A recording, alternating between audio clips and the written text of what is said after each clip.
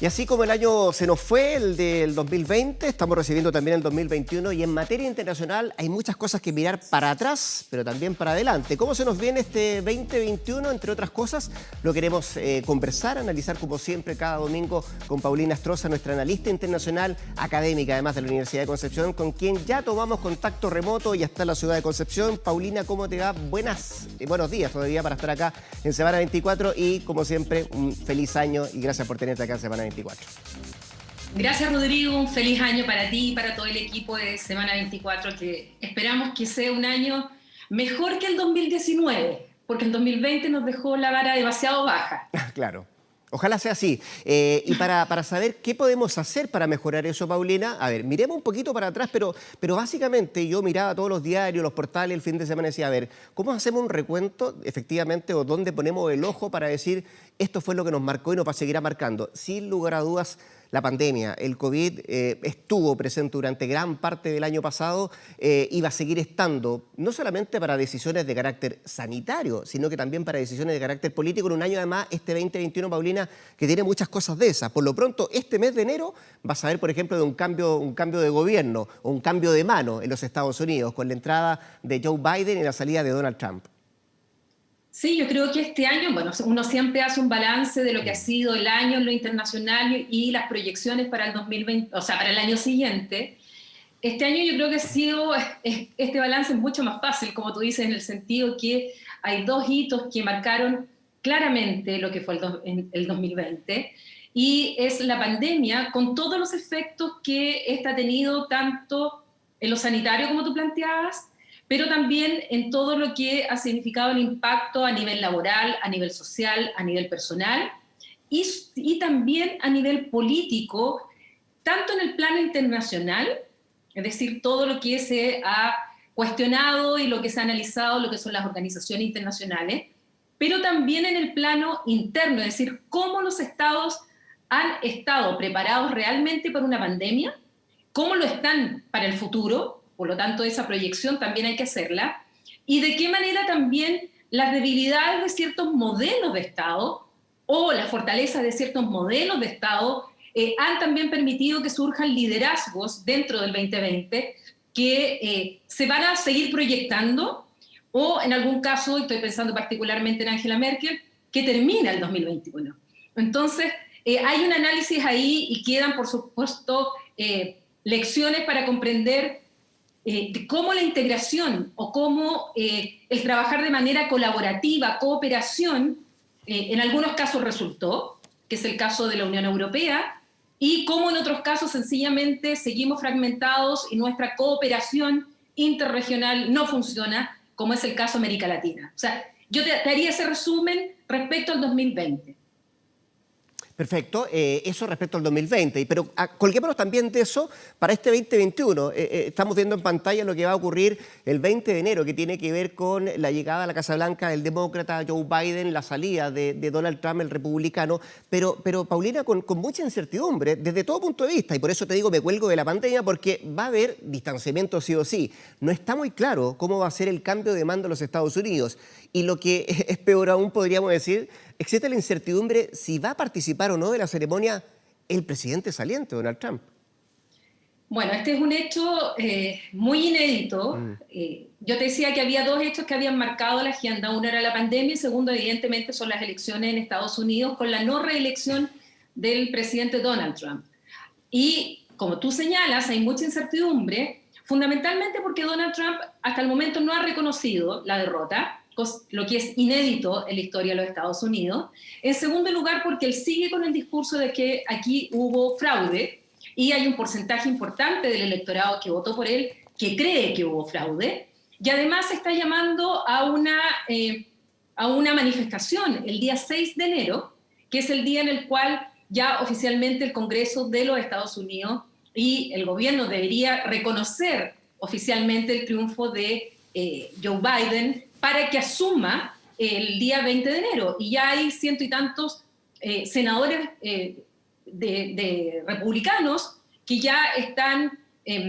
digamos, entre senadores y diputados republicanos que están siguiendo el llamado de de Donald Trump de manifestarse en contra ese 6 de enero, que es una fecha simbólica para los Estados Unidos, y seguir insistiendo que hubo fraude. Entonces, esta transición que en la práctica comenzó, porque ya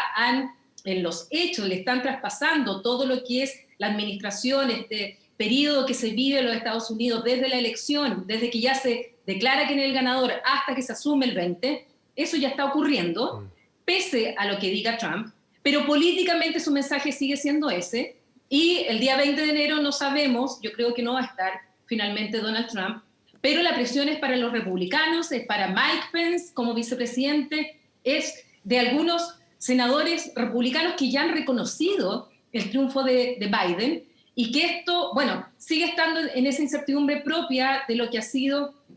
Trump toda su vida, desde que entró también a la política, a la campaña, su gobierno, y ahora no es menos con lo que es la entrega del poder. Entonces, ahí hay un elemento que evidentemente lo vamos a ver ahora el 6 de enero y el 20 de enero. Y en cuanto a la proyección de los Estados Unidos en la era Biden, bueno, yo diría que si pudiera resumir, van a haber cambios, es evidente, en algunos sectores se van a notar mucho más que otros, en otros va a haber una continuidad. Lo que va a cambiar es el tono, y me refiero fundamentalmente a las relaciones con China. Yo creo que ahí la rivalidad va a seguir existiendo, no solamente en materia comercial. Biden dijo que iba a mantener los aranceles que había establecido Trump. Esto ya venía, digamos, esta percepción del aumento de poder de China y que le estaba quitando espacio e influencia a Estados Unidos, ya venía con Obama. Por lo tanto, yo creo que en ese sentido va a seguir esta rivalidad, pero insisto en que el tono claramente va a cambiar. Y por otro lado, Biden tiene, desde el lado internacional, tiene que resarcir los daños que dejó Donald Trump fundamentalmente con sus aliados, y por otro lado en el plano interno tiene una gran tarea, que es primero el manejo de la COVID,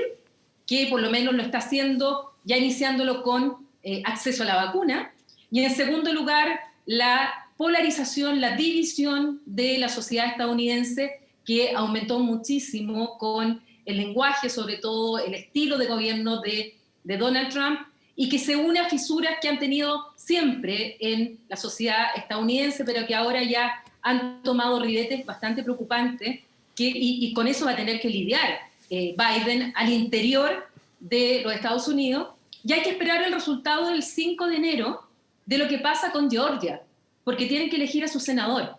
Y eso va a determinar quién va a tener la mayoría en el Senado de los Estados Unidos, y eso es muy importante para lo que pueda o no pueda hacer Biden en estos 4 años en el gobierno. Qué increíble, a un poquito más de 15 días del cambio de mando todavía se está resolviendo quién va a dominar el Senado norteamericano. La última a propósito de los Estados Unidos, para seguir avanzando en materia, Paulina, tú lo decías, bueno, Biden va a tener en el horizonte tener que luchar contra la COVID, contra la pandemia, con un país que tiene 20 millones de contagiados, una gran cantidad de víctimas fatales, es uno de los países que lidera también respecto a esta cifra, la más nefasta que tiene que ver con muertos a propósito de esta pandemia, pero me imagino que la inoculación, la vacuna, la de Moderna que llevó adelante ese país, le va a servir de mucho a Biden para tener un poquito más controlada la cosa, un poquito más tranquila la cosa respecto a cómo lo mira la población, el tratamiento que tuvo este país para enfrentar esta pandemia, ¿no? Sí, por supuesto, es bien difícil, o sea, es bien diferente hacerse cargo del gobierno en situación de tal crisis, con vacuna o sin vacuna, y además que con la perspectiva de que otras vacunas paulatinamente van a ir teniendo la aprobación de los sistemas de salud, la aprobación también, el visto bueno de la Organización Mundial de la Salud, y Estados Unidos es un país de recursos, por lo tanto van a tener acceso a la vacuna, y mientras más rápida sea esta vacunación, evidentemente va a mejorar el manejo de crisis. Y eso además va unido a que si tú manejas ya la crisis de la pandemia, puedes al mismo tiempo estar en mejor posición para enfrentar los efectos económicos de la pandemia. Y en esto también va a tener un mejor escenario Biden, porque ya es cosa de ver cómo las bolsas subieron apenas se supo del inicio de la vacunación, los mercados pueden empezar a funcionar, o el comercio puede empezar a funcionar poco a poco a medida que vayan vacunando e inmunizando a la población, y eso es bien distinto a no tener ninguna perspectiva, no ver la luz al final del túnel como era el año pasado. Entonces, esos son elementos que le pueden ayudar.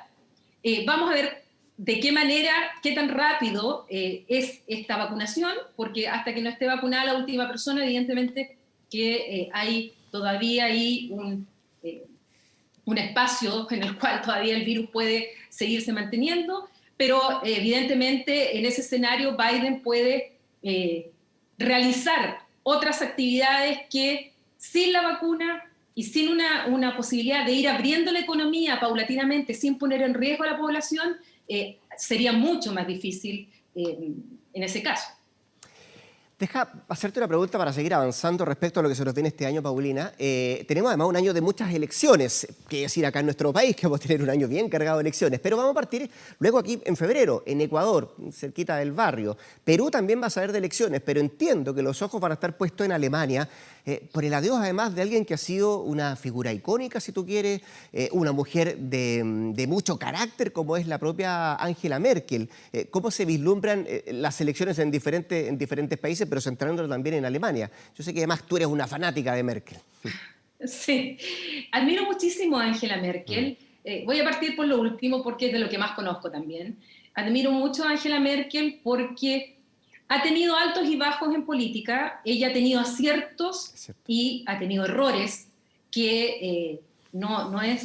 quiero que quede la idea que siempre el gobierno de Merkel o todas las decisiones de Merkel siempre fueron buenas. No fue así. Fui bastante crítica de la posición que ella tomó para la crisis del euro, desde el 2011 al 2013, 2014, con esa política de austeridad en la cual Alemania, además a Merkel se le criticó que reaccionó muy tarde, donde tuvimos el riesgo de Grexit, porque de ahí surge, no el Brexit no fue el primero, fue el Grexit, sino que la salida de Grecia, primero de la eurozona, y eso acarreaba también de la Unión Europea, y donde se le criticó muchísimo en aquella oportunidad. Merkel ha sido, efectivamente, como tú señalas, está en la historia de Alemania. En septiembre del 2021 se van a realizar las elecciones parlamentarias en Alemania, que como son un régimen parlamentario, de esas elecciones de los parlamentarios va a surgir el nuevo gobierno, la nueva coalición. Y ella anunció que no va a la reelección, no va por un quinto mandato, pese a que en las encuestas, sobre todo por el manejo de la pandemia, ella hoy día está sobre el 70-80% de aprobación en Alemania,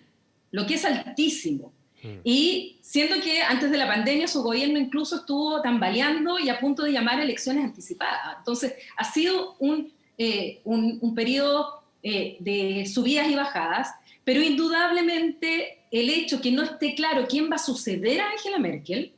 porque no logró, y esas otras críticas que se le hacen a ella, no logró establecer claramente o formar a una sucesora o sucesor que siguiera su línea. Le falló la candidata a la cual ella había planteado primero, y lo que está pasando ahora es que uno de los que mayor apoyo tiene internamente en Alemania para suceder a Merkel dentro de su partido es Friedrich Merz, que se le ha llamado incluso el Trump alemán, lo que es una exageración, pero lo que ya te representa que está en las antípodas de Angela Merkel, se llevaban muy mal y va mucho más hacia la derecha dentro de la CDU, lo que al mismo tiempo le ha traído problemas a Alemania y lo que le ha traído, digamos, el enfrentamiento con Angela Merkel. Entonces, Europa depende mucho del liderazgo de Alemania, y 16 años en que Angela Merkel mantuvo el control, y especialmente ahora con la pandemia, con esto del Fondo de Recuperación Económica Europea, que fue a iniciativa de ella, donde rompe un tabú que era lo que Alemania nunca quiso, y esto Angela Merkel no lo quiso para la crisis del euro, que es lo de pedir créditos internacionales y que sea la Unión Europea que los pida, no los países. Y este se distribuye para afrontar el impacto de la pandemia. Eso es romper un tabú absoluto en Alemania, y lo hizo Angela Merkel. Entonces, hoy día hay mucha preocupación de quién va a suceder a Merkel en 2021, y porque ella ha representado mucho la estabilidad, la moderación, tanto al interior de Alemania como también en la Unión Europea. Respecto a las otras elecciones en el barrio, bueno, nuestro barrio lamentablemente sigue bastante en una situación política muy inestable, una situación social muy inestable. Nuestro continente ha sido, nuestro subcontinente, estoy hablando de América Latina y el Caribe, particularmente Sudamérica, ha sido el subcontinente más afectado por la pandemia. Y los efectos negativos de la pandemia, donde más se están notando y se van a notar en el año 2021, va a ser justamente en América Latina. La CEPAL tiene datos muy duros respecto a esto, y la inestabilidad política, social, la efervescencia que todavía está ahí de un descontento, está adormecido por la pandemia. Así es. Por lo tanto, todavía está muy frágil la situación en América Latina, sumándole a nuestra eterna división entre los países, que no nos coordinamos, que no funcionan nuestras instancias de integración como debieran hacerlo, ni siquiera el Mercosur, que es una instancia que tiene una integración mayor, algo mejor en Centroamérica, pero lamentablemente nuestro país, nuestro continente, dentro de este contexto en donde vemos a China, Estados Unidos, Europa tratando de imponer o tratando de establecer y defenderse con esta autonomía estratégica que llaman ellos, con el sudeste asiático. Los africanos acaban de entrar en vigor el 1 de enero un acuerdo africano de libre comercio, que es el más grande del mundo, y nosotros en América Latina seguimos divididos, seguimos justamente fragmentados y con un peso internacional cada vez menos relevante. Sin lugar a dudas, será por lo mismo, por lo que tú estás diciendo, Paulina, un año de muchos desafíos para los gobiernos del barrio, para los gobiernos de esta parte del mundo, así es que vamos a ver qué es lo que pasa este 2021. Te agradezco como siempre este comentario internacional y cuídate mucho, que estés muy bien. Gracias y hasta la próxima semana. Igualmente.